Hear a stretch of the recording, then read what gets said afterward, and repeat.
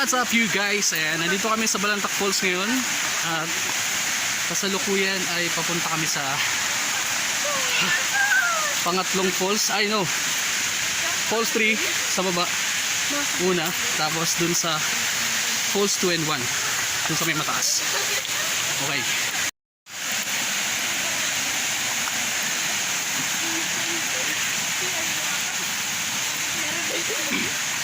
Ayan.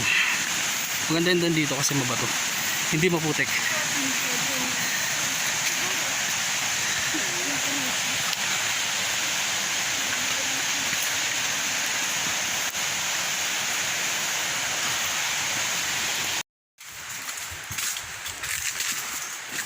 Si General MacArthur nasa likod.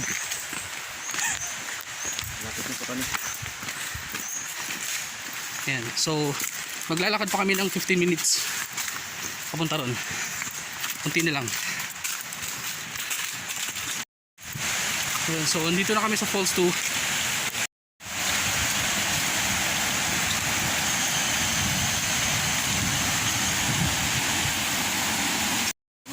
Oo.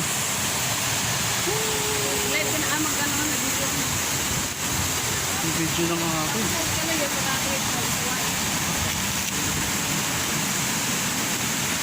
Ayan, Falls 2. Tapos dun sa pinakamataas ay Falls 1.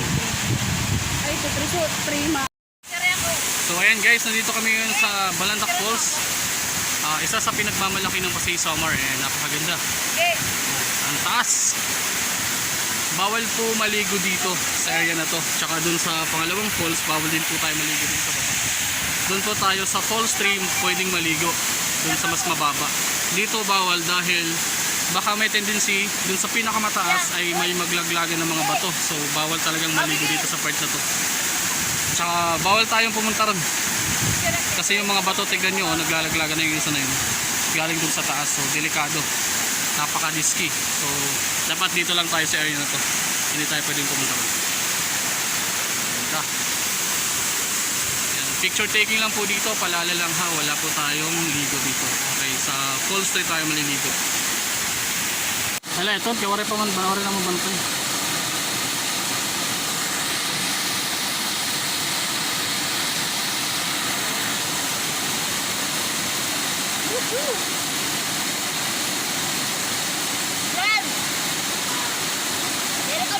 Ayan guys, nandito tayo ngayon sa Falls 3. Ayan. So dito tayo maliligo. Tara, dito tayo.